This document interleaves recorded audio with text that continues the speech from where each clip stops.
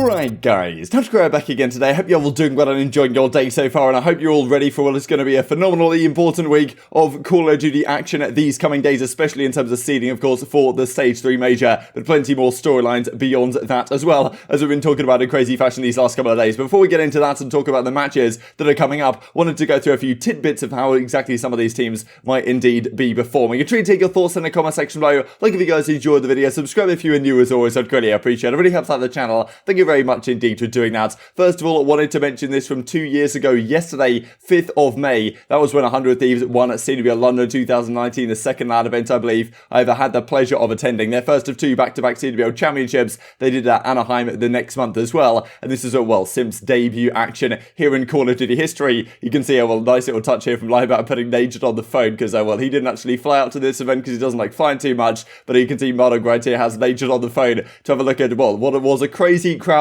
certainly at that event. And these, of course, this was one of the highlight moments of it, certainly, when we did the whole chart of the crowds. If you look closer, you actually be able to see me and the boys here having a good time, certainly. And yeah, what an event that certainly was. Only a matter of time, I'm sure, until we get back to something like this going forwards. Things I thought was pretty interesting from the new Sublines. They did this kind of announcement yesterday, saying that effectively they've got this custom calling card coming to the Call of Duty store pretty soon indeed. So maybe 11th it comes out. I'm pretty sure they did a tweet about this, and then saying it was already live, but it wasn't already live. So they were like, okay, hang on a second, we need to delete this, and then put out a new one, which they do. So pretty cool to see. I wonder whether other teams will go down this route. I imagine they will do. So more Call of Duty store stuff supporting our Call of Duty teams. You can't really go too wrong with stuff like that. Thought I'd mention this as well. You guys may have heard about this already. I don't know the likelihood that this is going to occur, but interesting digging from Adam Fitch certainly to find stuff like this out. There's been some meetings going on. We talked about yesterday the fact that Hex effectively wants to get OpTic out of the association with NRG. So right now NRG technically owns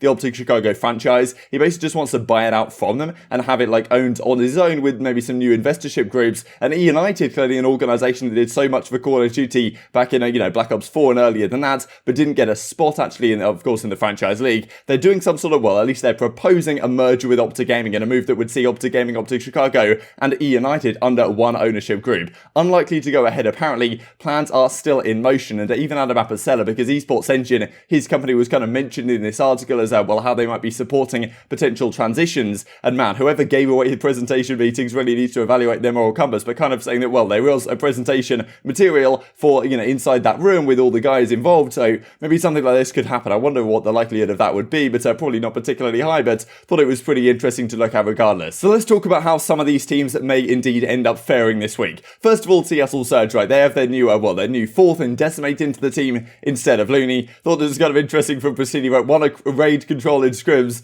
It's not much, but it's a start. I'm pretty sure they were 0-7 on it so far this season, and clearly it's not the greatest map for them with Looney on the team. And it was interesting the fact that they were 0-6 and they were still playing it in some series. It's at that point, do you just chalk it up and say, yeah, we'll try again with a different one? Now, often when you do make a team change, it can change up how you fare on some maps quite significantly. I remember that Los Angeles Thieves, they used to play Raid Search and Destroy, and they used to play it again and again and again. I guess thinking they were pretty good at it. They'd lose all the time. They'd lose either in a comfortable fashion, or they'd get a 2-5 comeback on, like they did to Los Angeles Guerrillas, I believe, way back at the Stage 1 Major. But outside of that, when they made the actual change and Slasher went out and Venom and the other guys came in, they actually became really good on Raid Search and Destroy. And I'm pretty sure their very first match they played on it, they 6-0'd the other team that they were playing against. So it can be different when you change up a player on your team. Maybe that'll happen to Prestinni and the boys on Seattle Surge right here on Raid Control. Maybe they'll be the most dominant Raid Control team we've ever seen in Call of Duty history. But as he says, maybe a bit of a start for their matchups this week. The first matchup they play, I'm pretty sure, is up against the Atlanta FaZe, and not going to be easy at all. We'll talk about that here in just a few minutes time. This I thought was very interesting though. So this came out yesterday. Los Angeles Thieves did a comms video,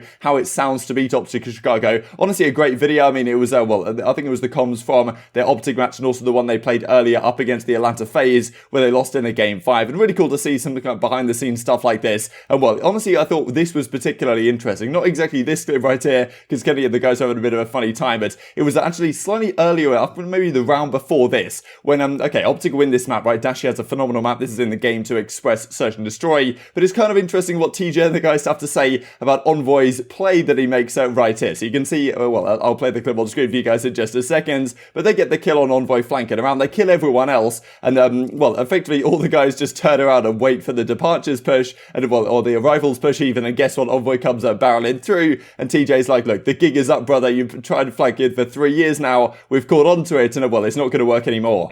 Guys been flanked. I've been flanked for 3 years. No, where you going, baby? The gig is up, brother.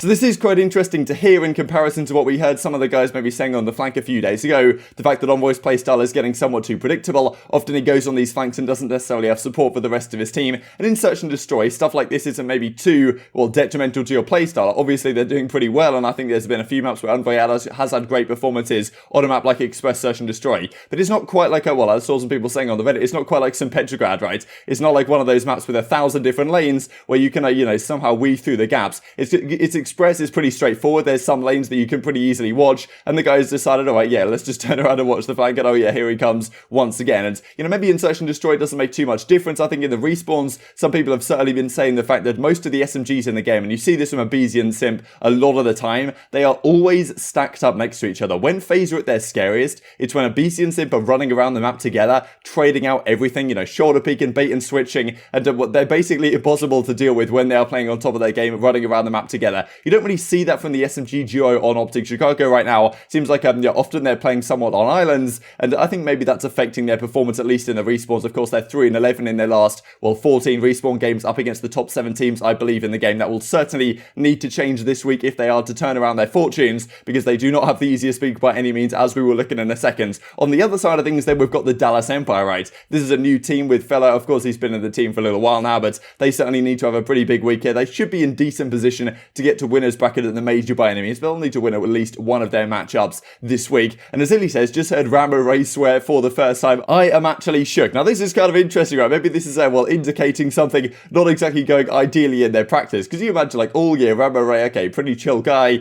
And, now he's whipping out the big ones. And Shotzzy says, me making sure that was Ray. And Crimsix says as well, the entire Dallas Empire team speaker Rambo Ray swore for the first time, absolutely shook on the matter, right? And, okay, it's kind of interesting to hear, because I doubt Rambo Ray would just be dropping one for no good reason. Probably they're making some significant mistakes or not necessarily looking so good, and maybe the maps won't go particularly well in their scrim sets. Who really knows? It's tough to read into this more than that, but it is interesting to see the fact that, just to build up the whole storyline, the fact that, okay, if Dallas Empire maybe aren't having the best of time in scrims, and then we've got on the other side of things the Los Angeles Thieves bringing in Huke, that is going to be hopefully a phenomenal matchup when we do see it. I think there's a decent chance that we get to see that matchup at the major, depending on the way the seedings go for the groups, that we will look at here in just a second. Before we get into that, wanted to mention this as well. We looked at the hardpoint KD leaders just the other day. This is absolutely incredible. On 7 maps on Checkmate, Search and Destroy, Clay leads the way with a 1.47. On Miami, it's Awakening with a 1.54. Moscow over 6 maps, Simp has a 1.9. On Raid, this is just outrageous. 2.53 over 5 maps has Inside on Ultra. That is, clearly not a team you want to be playing on that map right now. And Express as well. I'm pretty sure Crim's KD at one point on this map was almost a 3, but he had a couple of slow ones as of late, but over 7 maps, Crim still has a 1.5 on Express, so certainly not a player that you want to be messing with on that map by any means. Also, they did announce an all-star weekend like we saw last year, May 22nd to 23rd, featuring 1v1 and 4v4 competitions between 16 of your favourite Call of Duty players, so a lot of people asking for, to get voted on this. I'll leave the links down below if you guys would like to vote to who gets involved. And last year it was Clayster versus Cellium, I believe, in the finals, and as he says, need to get avenged by second place from Celta last year, get me in there, boys. So, let's talk about the schedule for this week. There are clearly some phenomenal matches, some incredibly important matchups as well for the seedings for the major. We'll talk about today's ones though. Well, first of all, but you kind of can't really talk about today's without talking about the general context of some of the matches that these teams are playing. So first up, we've got Minnesota Rokkr versus Los Angeles Guerrillas. Now, this is a really important series, I think, for a couple of reasons. First of all, let's look at the standings within the groups. Right now, Toronto are locked up #1 seed, absolutely dominating Group A. Dallas Empire here in second place at 2-1.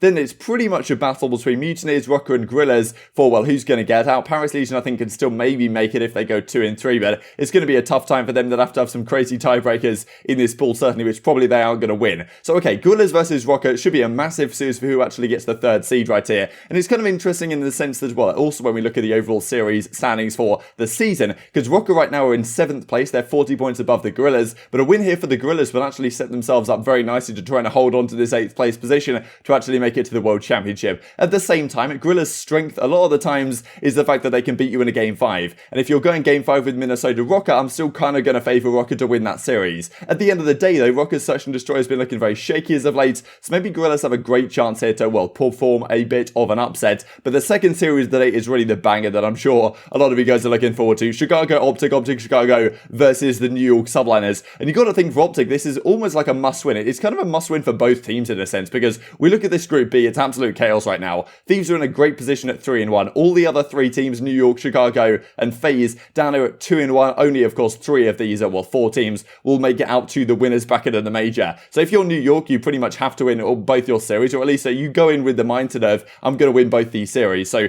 this is going to be an absolute blockbuster. I imagine there's going to be a Game 5 on the cards here, potentially. Then, of course, we see the Dallas Empire up in action against the Florida Mutineers on Friday, and then again against the Rokkr on Sunday. So certainly they have an achievable week for the Dallas Empire, even if they haven't been looking so good as we just looked at. But then, of course, OpTic have one of the harder weeks you're going to have. They play New York first up, then they play FaZe. And that is the thing, right? If you're OpTic, you can't really afford to go into that FaZe series needing a victory. You need to beat Subliners here, and yeah, maybe you'll be in a good spot if that is the case. And then, of course, Subliners play against Thieves on the Saturday. That's going to be the first matchup that Thieves have with Huke on the team. That could be very exciting indeed. And of course, you do have to wonder about this Surge match as well with FaZe, because let's say FaZe come in here. I mean, let's say they even lose to Surge. It's not out of the question. It could happen. There's a percentage likelihood that it does happen. If that does happen, then they go into the OpTic series needing a victory there, right? And then, of course, loads of these matchups mean a lot, because every team's probably going in with potential implications for tiebreakers as well, right? There could be some potential map tiebreakers here. If you can imagine that this group ends up and all the teams are like 3-2 or something crazy like that, then it will come down to like map counts between some of these teams.